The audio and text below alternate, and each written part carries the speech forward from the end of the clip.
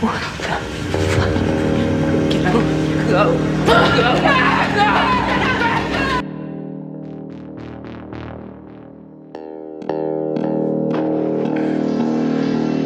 Welcome back to the Haddonfield Horrors podcast, where we review horror movies and horror franchises. I'm Mark, I'm Tawan.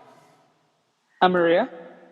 and today we're reviewing Black Christmas, released in 2019, directed by Sophia Tackle, screenplay by Sophia Tackle, and April Wolf. Maria, can you give the people the plot summary?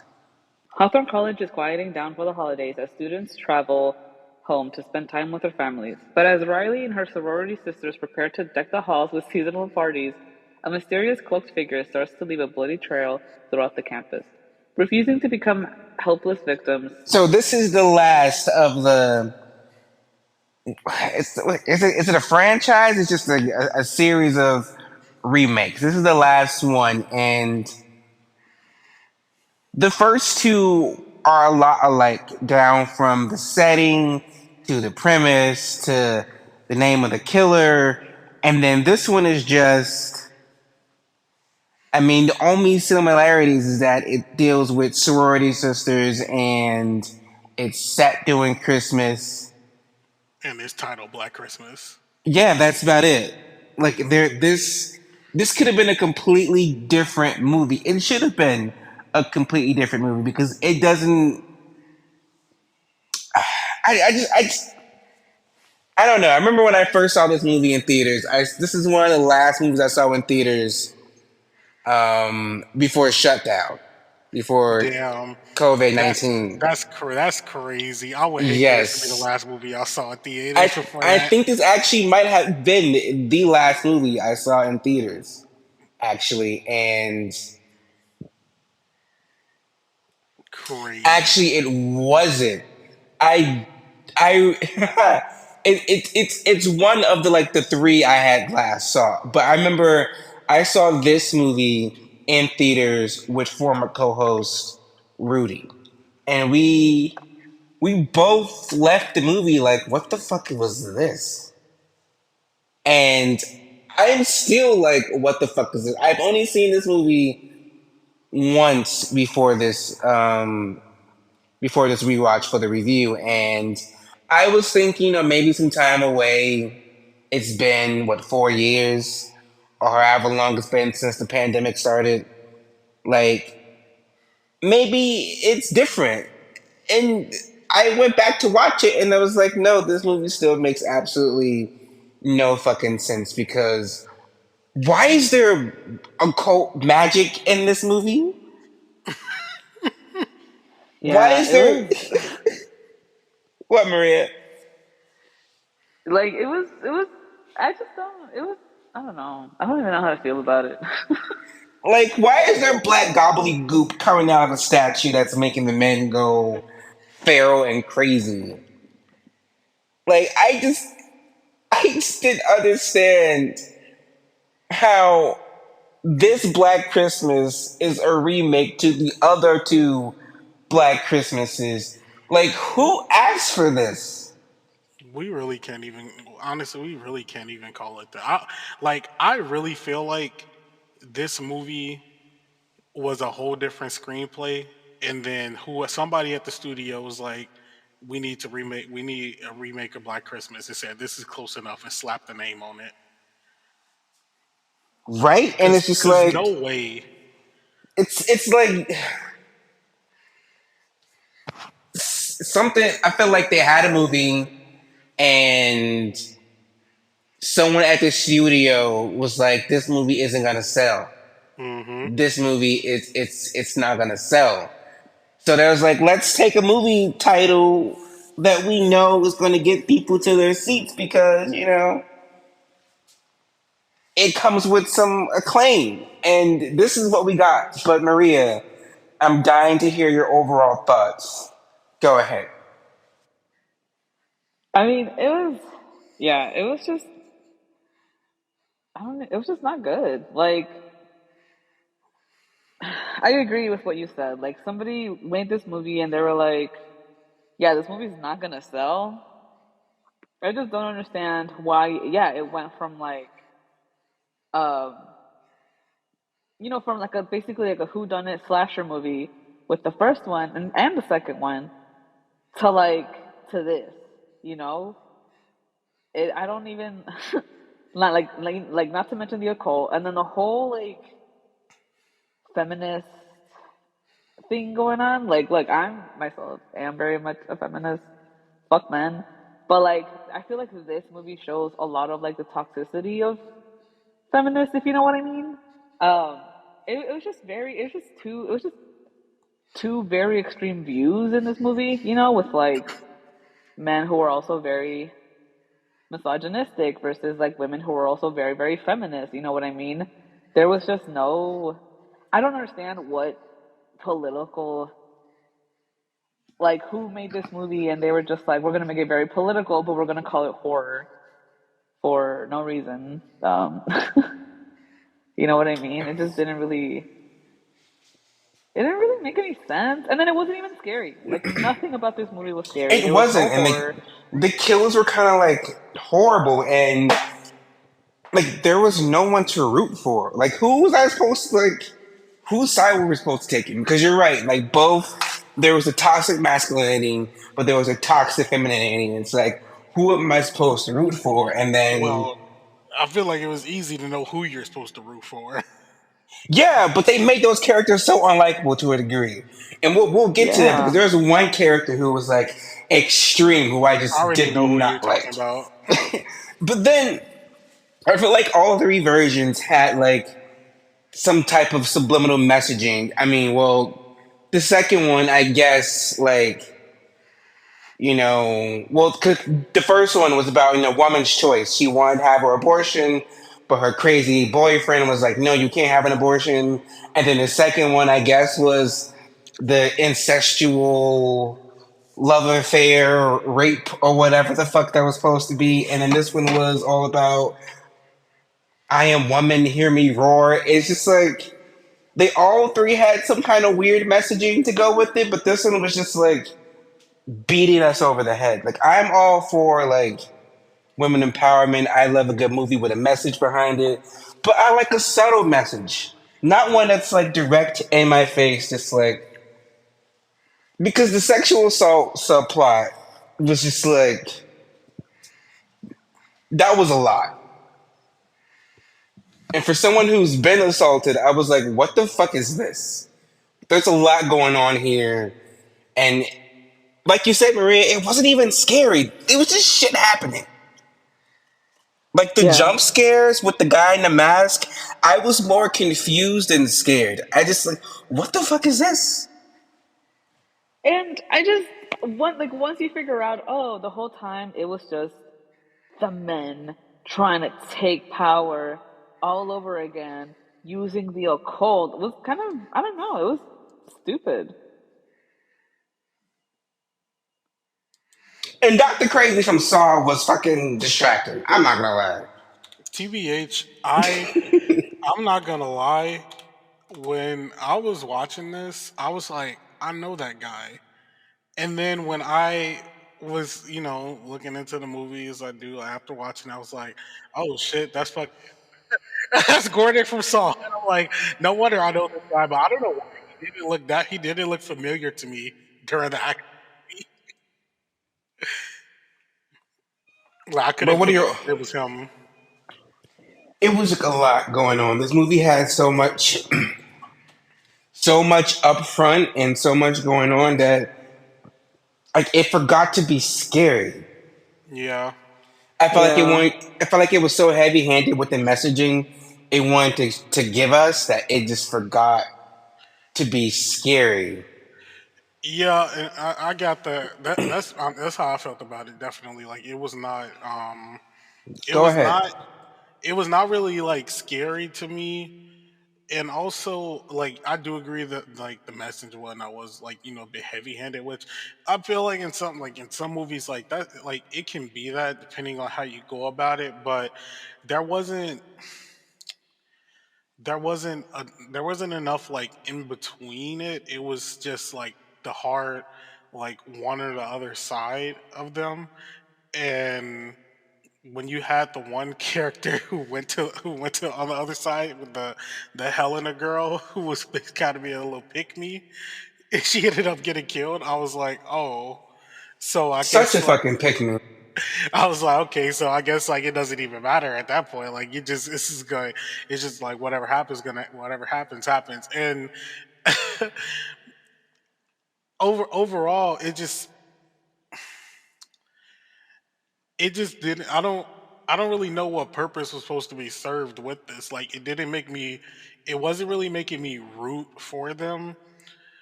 Well, it made me root because like they got out of their little situation in a sense because whatever was happening, like obviously they don't deserve to just like die because these guys decided they want them to die, but also the dudes, like some of the dudes were being brainwashed too. Like they thought they were just joining a frat and not being brainwashed by like like a group of like other like frat bros and stuff. So it just was kind of all over the place with whatever with the messaging it was trying to get across here. And I I just it just didn't all come together. And then there were like parts of it where you like they were playing like the slightest bit of homage to to the original, like I like kind of replacing the vulgar phone calls with like DMs or text messages this time, or in certain scenes when people were getting when people would die, it would kind of like be they were like someone was like hiding in a corner, or I think Well, what the way the girls were killing the frat bros were how several of the OG kills were from the first movie. They kind of did a little like twist and turn. yeah, and they also um not like chase sequences, but like in those like older like slasher movies, like someone will like be standing in the hallway and then the killer would just come out of nowhere with like it'll be like it wouldn't be like no music or anything, it'll just like come out of a room and like snatch them up, that type of thing. Like they kind of did like little stuff like that to kind of pay homage, but that was about it as far as like what we got to pay homage a bit to the other um to like the other films. And it just it just didn't work for me overall, and I kind of like that this movie has really been forgotten about. And nobody talks about this movie. And when they do, I'm not one of those people who are like, "Oh, woke, go broke." Like but it's like this is an example of when there's too much. It's just too much, and you take away from the original premise. Like, Honestly, I feel Yeah. like this movie was made by someone who is very woke, and I feel like they try really hard to be she is. socially woke, versus I watched some someone. I watched some commentary. She definitely is like a super feminist. Like her whole purpose of wanting to do a Black Christmas remake was to show that the women can be empowered. Yeah, like it was written. I feel like it was written by someone who, yeah, has is trying very hard to be, woke, but hasn't actually gone through any of like, hardships. You know what if like you know what I mean? Like there's still, like just privileged people who are very like leftist, like very, very, very leftist, but they haven't actually been oppressed, if you know what I mean. Like they don't really have that experience, so they try. Because when when they were doing that song, I don't remember that girl's name, the best friend, and like she had posted it, Chris. uh, Chris, and then it made the other girl, the main girl. I forgot her name too. I forgot Riley. everybody's name.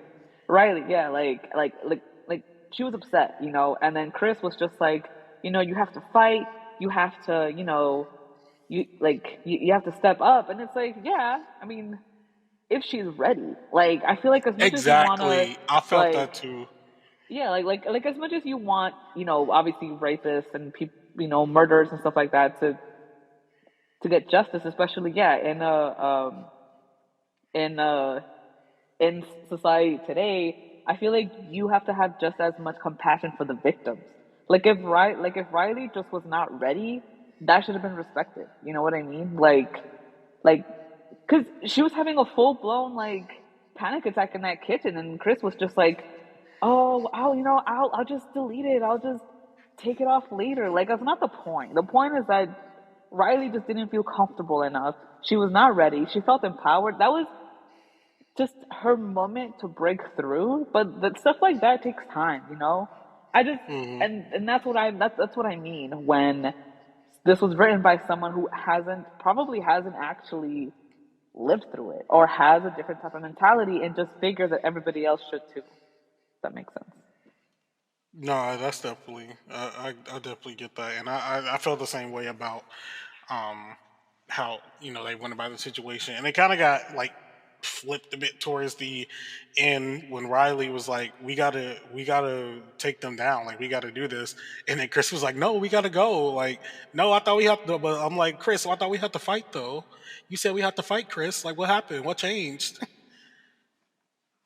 Yeah, this movie guy gave so much mixed messaging, and it's like we have to support the victims, be there with the victims, know that the victims have agency, but then you have her friend taking away her agency and making her fight about her, and it's like no, this isn't your fight. This isn't what happened to you. This happened to her.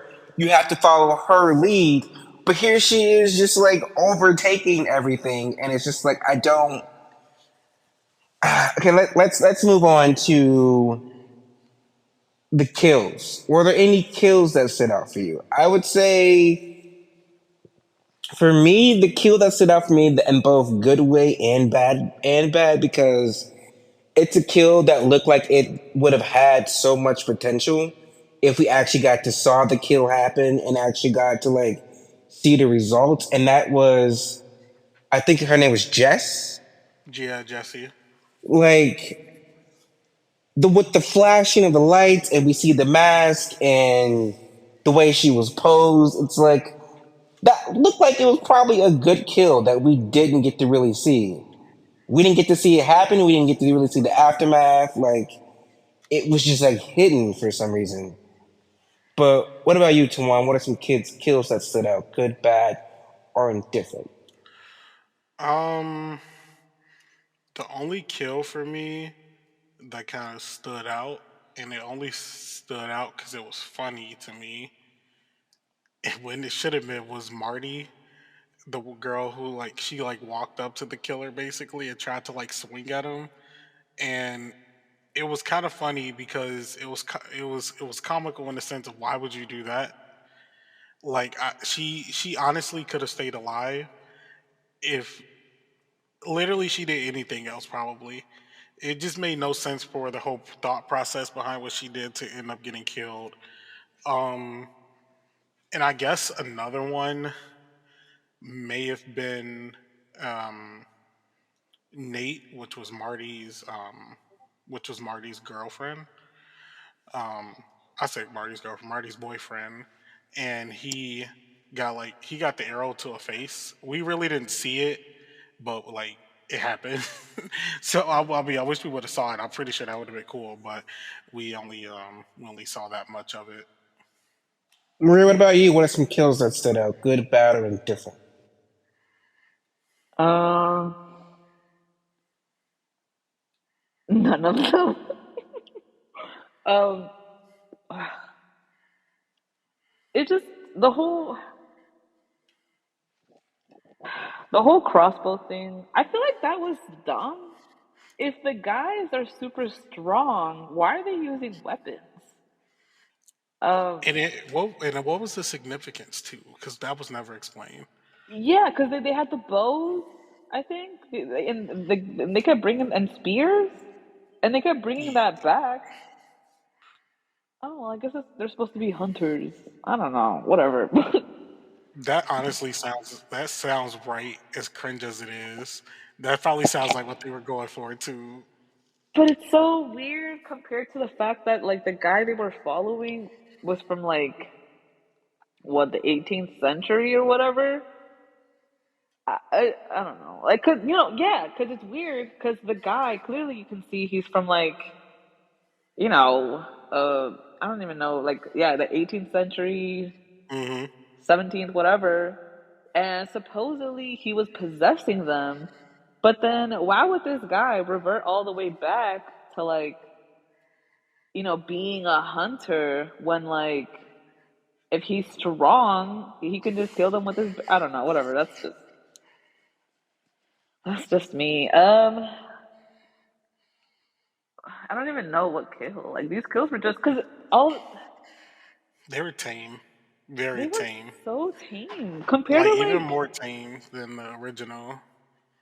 yeah, you literally people were just getting a bow to like you know or a fucking arrow to their chest or like a spear thrown at them, but like that was it. And I think when when that one girl got killed in the attic, we didn't even see what Yeah, she looked like Jess. or what happened. Yeah, that was just Yeah, we nothing. literally saw like a part of it when Chris went to go like see if she was up there, and it was like something like sticking out of her face, but we saw it for like a split second. Yeah, and even then, it was like I don't know. It was these kills were just not it. I don't remember any of them, but I just all I remember is people getting like stabbed or something. I don't even remember who. You know what I mean? This movie was just not memorable. But I guess no, I don't know. I don't even remember how the guys in the frat died. I no, these kills were just very underwhelming. Yeah, they were. There was nothing special. So let's move on. Let's move on to the character list. I want to start off with Nate because I felt like Nate was. I feel like watching the character Nate was when I was like, oh, they're not all bad. They're not all doing this willingly. Willingly, Yeah, some of them are actually just thinking they're innocently joining the frat, and they're being poisoned. Because you can tell that Nate, because you're watching the movie, and Nate is he's sweet, he's a good boyfriend, he when there's the issues are happening, he's just there, he's supportive. But then you're like slowly seeing him change, and it's like, oh, like he isn't doing this because he wants to, because he's a misogynistic dick. It's because they've been secretly forcing him to drink the gobbledygook, and now he's fucking crazy. And I was like, damn, he got killed because at the end of the day he wanted to protect his girlfriend. Yeah, it was very machismo of him towards the end, but he didn't like I don't know, that was the character where I was just like, oh, this movie's messaging is it's not doing what I want, what it thinks it's doing for me. But what about you, Maria? What are your thoughts on Nate? I'm glad you called on me because I totally had uh, something to say about that. But like, I feel like that, like, for Nate and Landon, I feel like that in a way was trying to be like, well, some guys just can't help it; they're just brainwashed, which is another thing for like, another way of saying, well, boys will kind of just be boys, you know. And because either way, like they kind of did what they did, like these actions were still there, but it just in a way seemed to be like, well, they didn't mean it, especially with I guess with Landon, they were trying to kind of show that he was forced, and I feel like with Nate, I mean, I don't know what the director was trying to like show here, but it just kind of seemed for us for us to excuse them for their behavior. You know what I mean? And I feel mm, like that's like that message itself is not, not it, I guess. yeah. Because to me, yeah, it just seemed like that was a way of being like, oh, well, things just happen, people lose their way, but But it's like, okay, but this guy was still over here shouting at his girlfriend, being super aggressive, like blaming victims, and I mean, not saying he deserves to die, but it's just the way that concept was like shown was just not. I don't feel like it was thought through. I guess it's just again, it just has to do with this whole fake wokeness, like it's I don't know, but that's just how I took that, like Nate's character, like kind of just a way of like, well, Nate, yeah, like how you said, like Nate didn't mean it, Landon didn't mean it, they were like possessed, then, then, how would you know that everybody else in the frat was in the same way? Like if these men were out here hurting Yes. women, like how would you know that they're not victims themselves? Which is So where but I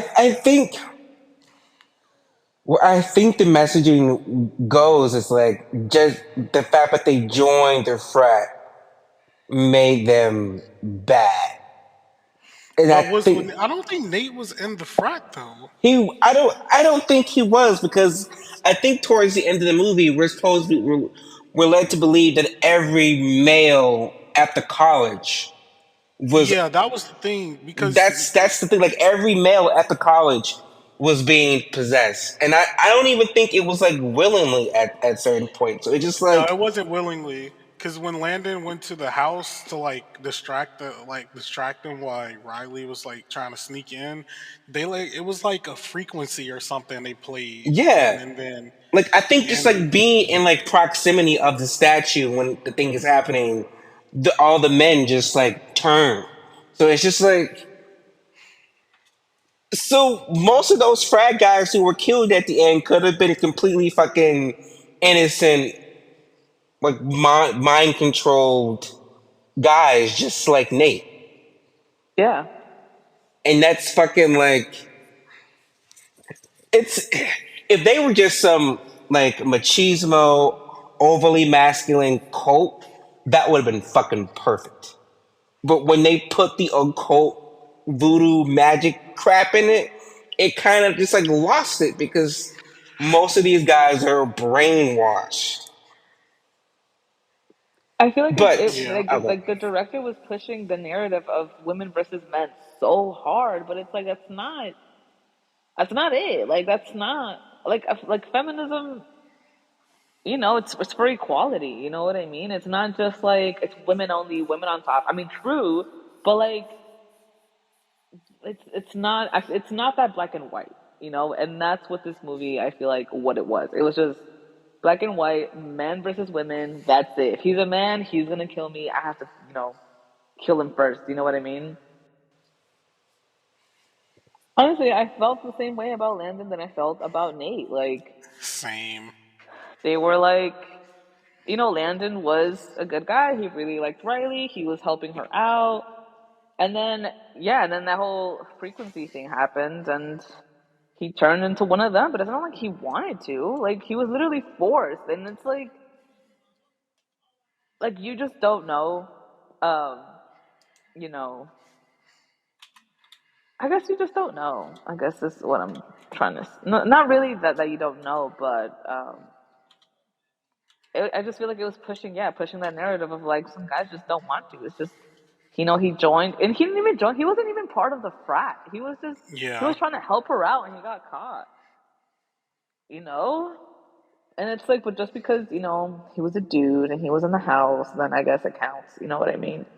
And um, and then and I guess at the end, I mean, he helped, sure, but what about the other guys that weren't really I'm very doubtful that Landon was like their first victim.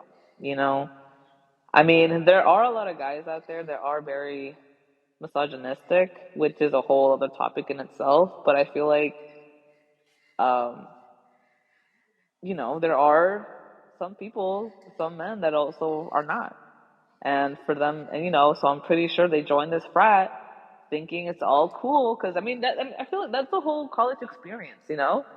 Um, I mean, not like I feel like there definitely has have been some frats that, will do some not great things. I Oh, feel like that is, definitely.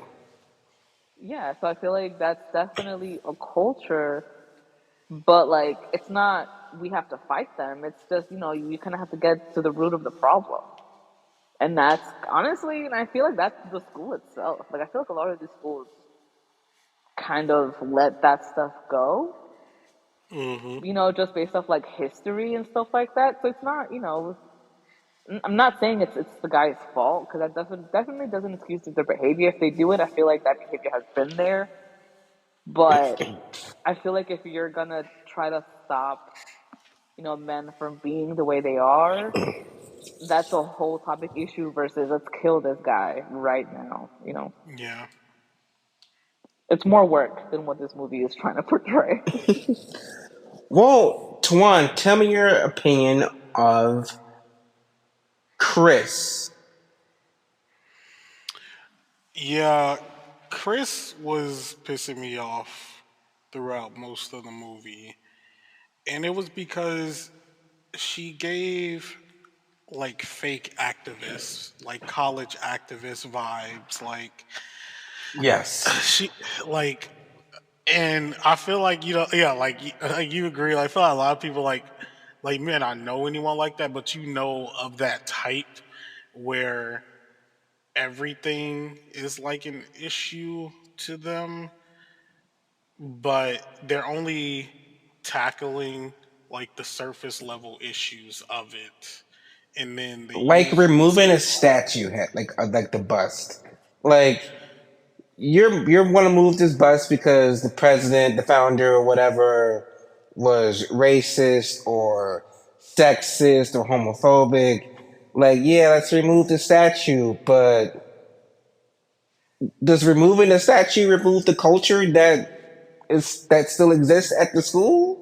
Like she was like crazy. It was too much. And going back to what Maria said about the videotape thing, it's like you literally your friend was assaulted. Her safe space, her physical space was invaded. And then you went and you invaded her more by taking away her agency. Like what kind of activist friend are you, bitch? And it really wouldn't have been because nowadays like people record stuff, upload it online all the time. But if somebody tells you they have an issue with something of themselves online and you're supposed to be their friend and they ask you to delete or remove it, and you and instead of even just doing it you ask why are you even asking? If they don't want it up there, they don't want it up there. But specifically in this situation, like your friend just like regains, like you mentioned, like some of her agency and doing this performance, and whether you thought it was like comical and like the way it happened or whatever, like she felt empowered in that moment. And if she said that she doesn't want it online, regardless of whether that teacher um, regardless of whether that teacher, did something, or not did something, the teacher like said something towards her about it. Like you should just go ahead and do what they're asking you to do because they don't feel comfortable with that. And then even to add to that, like I mentioned earlier, when what's her name?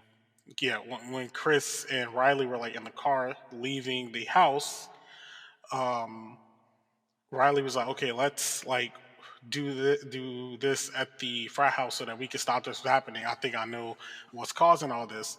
And then Chris was like, "No, like we gotta go." And then Riley's like, "No, like you said we have to like fight. So like, what are we doing here?"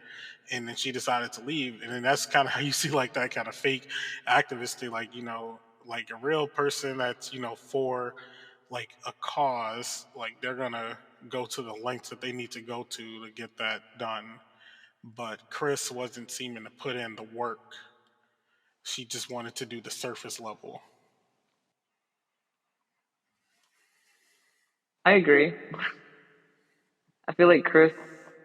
It's just that scene where like Riley realized that that like that last bit was in the video. Like I think that's, I feel like out of the whole movie, that's the best acting I've seen, and it's the best, like, the realist, Hmm. not realist, but it's just because it's like, she's just freaking out and she's just having a whole kind of meltdown because, that's not like she wanted to feel Yeah. empowered just for, like some women are just not ready. And also the fact that, yeah, Chris wasn't worried about like, oh, like, is my friend okay? Because, this professor was just telling her these things. She was like, oh my God, what did he say? Now I have to go, not fight him, but now I have to, oppose him all over again. Like she was just not worried about her friend. Like I agree with you with what Tawan said. I think her stuff was definitely like surface level. She was Hmm. definitely like, yeah, she was just kind of worried. All she cared about was her own agenda. All she cared about was, Yeah, that's what it yeah, was. That's what. Yeah. because it's like, yeah, like fuck, people who hurt other people, but it's like you also have to have compassion for the victims. It's not easy, to for a victim to come forward. That stuff isn't easy, and especially when her assault was broadcasted and 50,000 people saw that, and she's freaking out, and Chris was like, oh my God, I'll just delete it, it's not that big of a deal. Like, she's not the person to be able to tell the victim whether it's a big deal or not. Like, you can clearly see your friend freaking out, like she was full on crying. I think she was like hyperventilating, and like Chris was just Hmm. like, because it didn't affect Chris directly. She was like, she was like, it doesn't matter. Like, because I think one of the first things she said was, "Oh my God, like, yeah, I saw, like, are we viral? Like, really, girl? Like," and then on top of all of that, yeah, Riley just, broke through. She did her performance in front of her, her rapist or whatever. And like, there's no, hey Riley, like, how are you feeling? Especially because the dude came back and she saw him. Like, Yeah. it's just again, like it takes work. Like to have a friend to go through that and having to help them get through it, that takes work. But Riley was just like, no, just fight it. Not Riley. I mean, Chris was just like, just deal with it. You have to fight it. You have to break through. And it's like, yeah, but people do that at their own pace, Like, it's not easy as it is to just say it and tell them to do it versus the person actually doing it.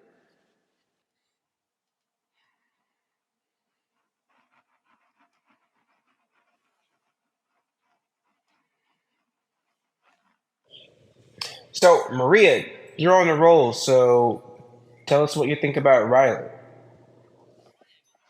I honestly don't really have a lot of thoughts about Riley.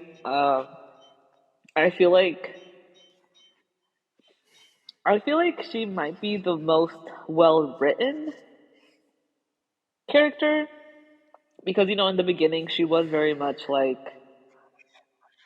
still trying to come back after what happened. I mean, she was getting kind of like talked over by everybody and dismissed by, the police and all the men around her.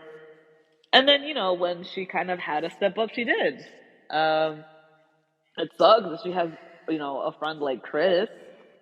Because I think even like Riley said, she was like, you're just pushy. Like, so it kind of seems that Riley was more or less, pressured into doing the dance and the song.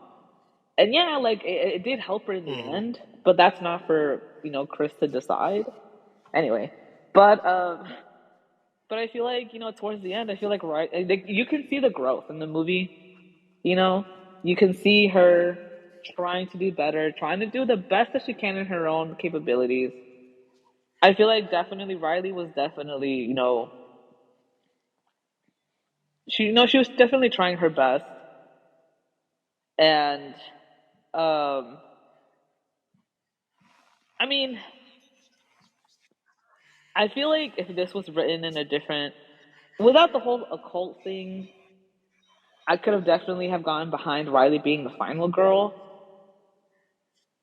but after all that stuff started to come in and it just got really cheesy, and then they were all just fighting each other, and it just everything just got lost, I guess. Like even the whole, assault subplot just got lost after all of that, and it just stopped making sense, I guess. Or it just, I don't know. Yeah. Everything just got lost. Like I don't even know. This movie was just not great, but I feel like a protagonist like okay, I just feel like the other characters were written so poorly that Riley's character was the most well written because, she went from Hmm. like not standing up for herself to like fighting possessed boys. Um, and I feel like it's a steady growth throughout the movie. So I appreciate her character, I guess.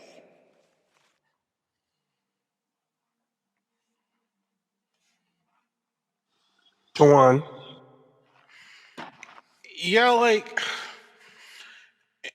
and with Riley's character, like you definitely like feel for her character, and I feel like the actress does well with kind of like the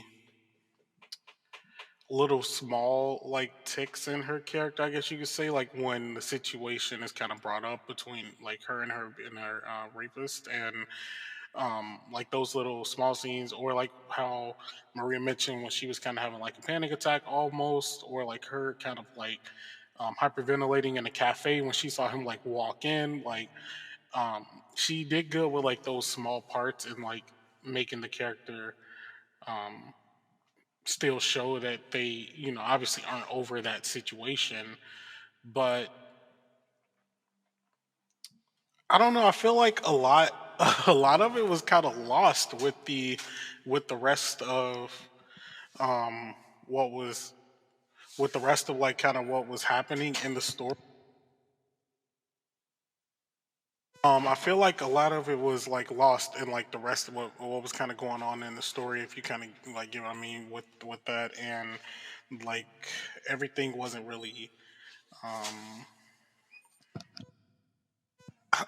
I don't know. Like, I'm trying to like pull my thoughts together because I feel like there's something there for the Riley character out of everybody else, but just because everything else that happened in the movie, it didn't really, it doesn't really let me pull it together all the way, and I think that's what kind of takes away from it. Like, I feel if we had took away the whole occult part with that stuff and made it about them actually like fighting an attacker, like an actual like slasher type of thing that was like coming for them in their house. I don't know. That probably would have made it better to me, but the whole like occult part kind of takes me out of it and doesn't, in my opinion, like fulfill Riley's character satisfyingly, I guess you could say. And I think that's what kind of takes me out of it a bit. But to bring it back to like her character, she did what she kind of could as far as this like story was concerned. But I feel like the people around her just kind of let her down a bit. I feel like that's the best way to put it. I felt like she was fine, but the people around her kind of put her down in the situation. Maybe, probably everybody except what's that girl named Marty. I feel like Marty um, was pretty like concerned, especially like when they heard that that guy was back in town. Like I think she was the first one to kind of like ask her like how she was, and would she still want to perform or be at the frat house with the other sisters in her sorority. So yeah, I just feel like she wasn't really well like rounded with the people that were around her. And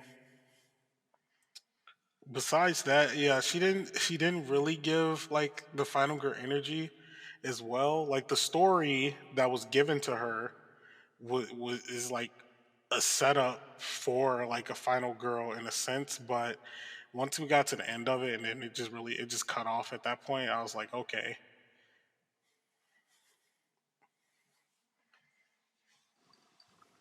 Yeah, there are a lot of missing beats from. I don't know. I feel like they had two extremes with Riley and Chris, where Chris was just like so in your face, and then Riley was so shy and standoffish.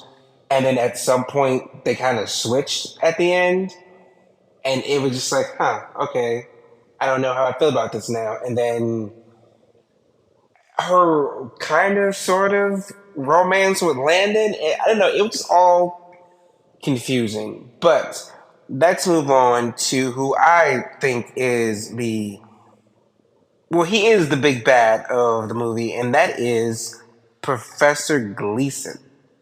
Now, again, Doctor Crazy Pants from Saw was definitely making me do a double take because I was like, is that Carrie Elways?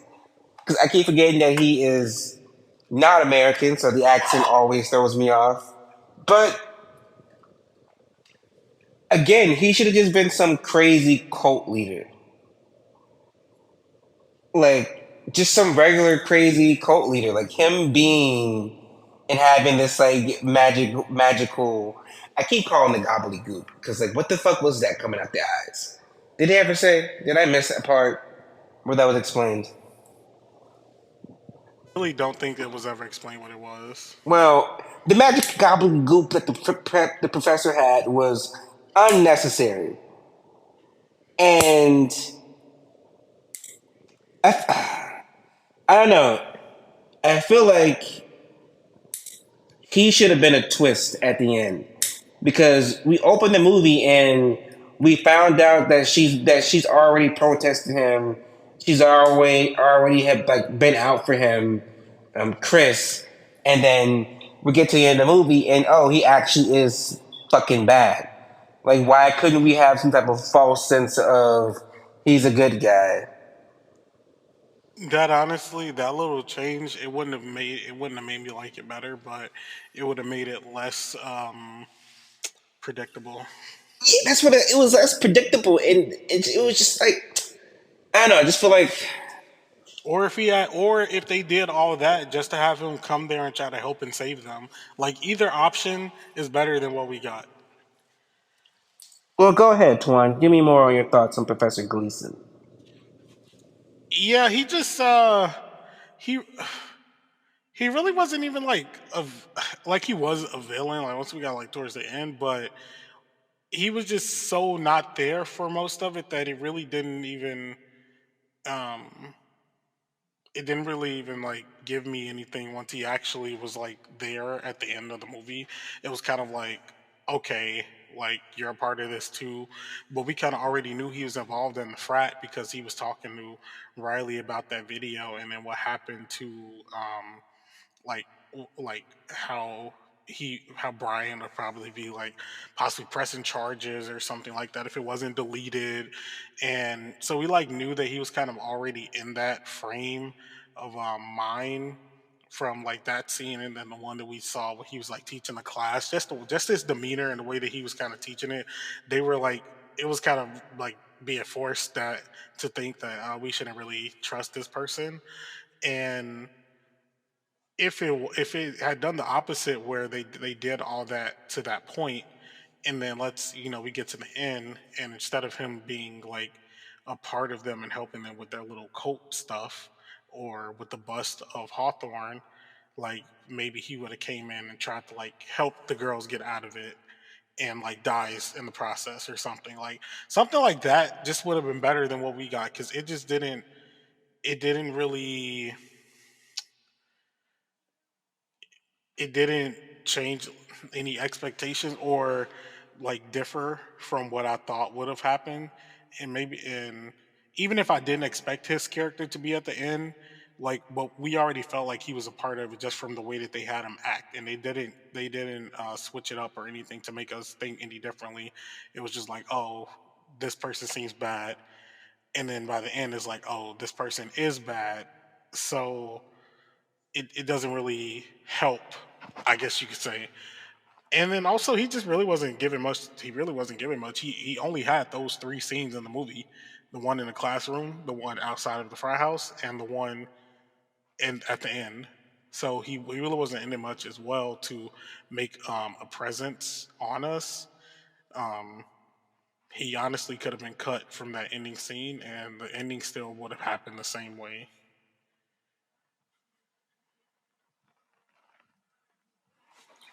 Maria, what are your thoughts on Professor Gleason? Honestly, I don't even remember the guy being in the movie. Yeah, I just remember him from that one scene when he was saying all those things, and it was like, that's weird. And another thing, and then honestly, like at the end, when they were like fighting the frat guys, I didn't even realize it was him until somebody called him Professor, and I was like, oh, because we've only really ever met one other professor. That's when I realized it was the same guy. Um, so I guess his character just didn't stand out like at all. I didn't realize it was. I thought it was just another frat boy. I don't know. I guess I wasn't looking closely enough, but yeah, I didn't even realize it was him. So I guess I have no thoughts about the professor. Could I bring up something about a character that we didn't talk about? Yes, go ahead. So one part of this movie that I didn't get involved that character Helena, who was like the pick me at the end. So out of all the other girls got killed, but Helena, because she said that she would like follow them and like do their bidding, they didn't kill her. But they just straight up killed the other girls. Like why was Helena spared? Like like I would have liked to know what she did to get spared, because like if she was attacked by one of the frat guys, like all the other girls who were and they were under the spell or whatever, um they weren't talking or taking no for any answers. They were just killing them. So if her name was put on the little table, or an item of hers was put on the table or something to die, like I don't know. I don't know if I get the. It made no sense to me as to why she was there at the end. It was really just to kind of be like like oh, you're still alive type of moment, and it was really more so there for Riley than anything, to just kind of be like Helena, like how could you? But it made no sense because like why not? Why didn't any of the other girls who died get the same opportunity? If and only Helena,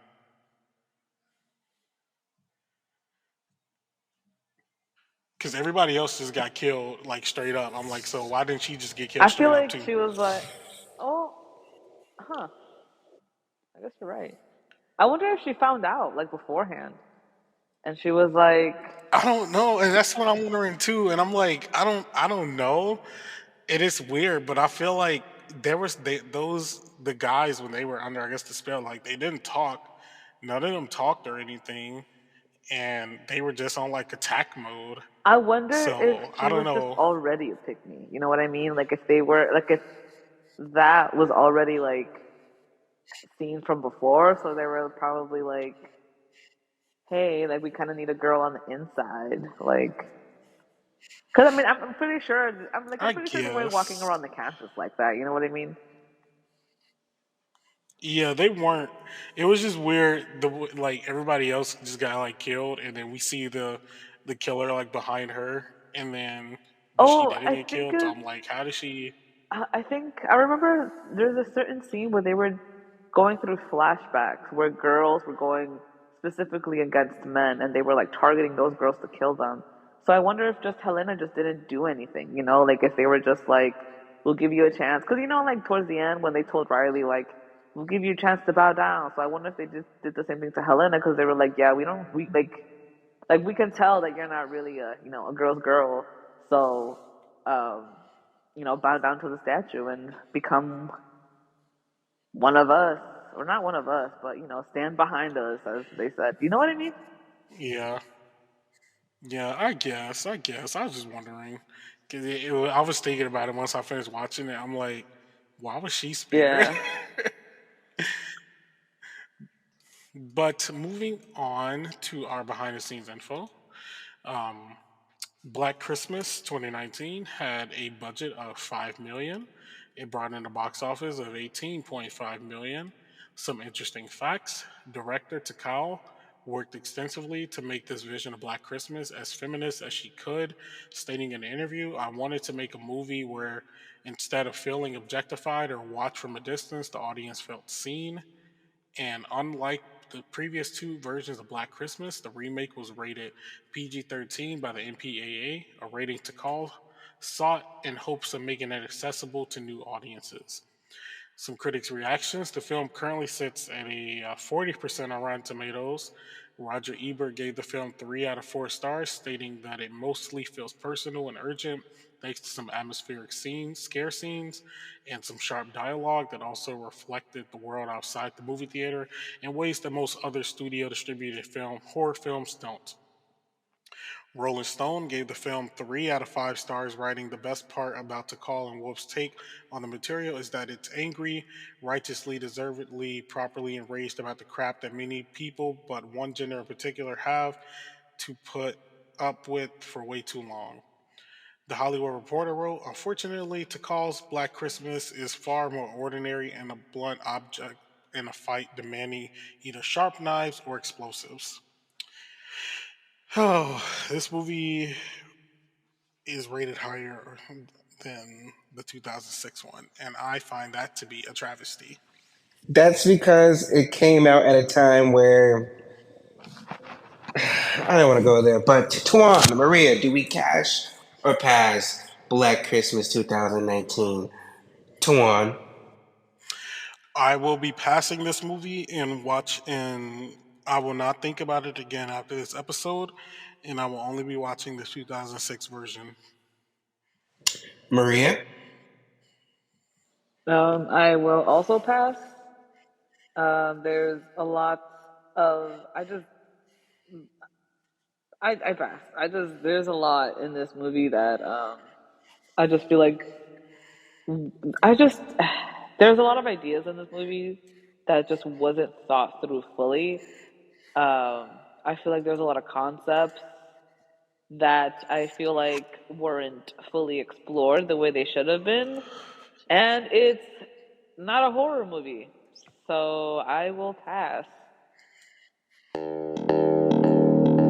And let's make it 3 for 3. I also passed. This movie had a lot of messages and a lot of themes. It was shot nice. It looked pretty. The actors and actresses are pretty, but it wasn't scary. It wasn't a horror movie. It was a political thriller that was mixed in with some weird gobbledygook. So it's a no for me. But join us next week as we bookend this entire mini franchise with our ranking episode. It should be a short one since there's only 3 movies, but we talk a lot.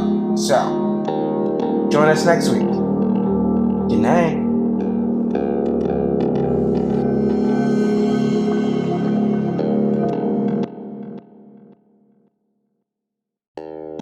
If you like this episode, please be sure to check out Haddonfield Horror's past reviews from big franchises like Halloween, Friday the 13th, and the Chucky franchise, or one-off reviews like Us and Midsommar. You can follow Haddonfield Horrors on Instagram and TikTok, where the host posts updates and mini reviews. Full episodes are available on several podcasting platforms. If you're listening to us on YouTube, don't forget to please like and subscribe. Haddonfield Horror is produced by Mark Smart, Maria Perez, and Tuan Griffin. Edited by Mark Smart. Theme by Lethal Injections. The Haddonfield Horrors podcast is a Letters to Media production. Should we do an intro?